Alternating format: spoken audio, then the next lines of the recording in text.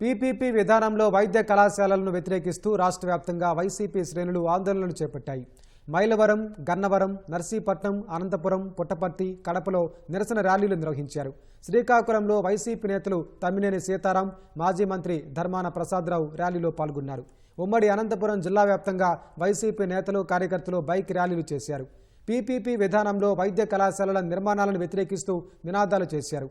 కడప జిల్లా జమ్మలమడుగులో YCP MLC Ramasubba Reddy ఆందోళనలో పాల్గొన్నారు.